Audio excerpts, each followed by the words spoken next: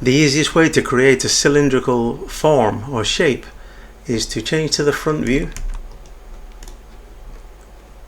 take off the perspective to a parallel projection, and then just create a few lines, down, out, down, and back in. And then maybe you can use the arc as well, like this.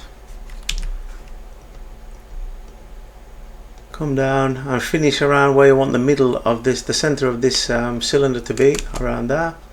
Select all the lines, take the offset tool, give it a thickness, take the line tool and join these two profiles together, and the same at the bottom to create a surface like this.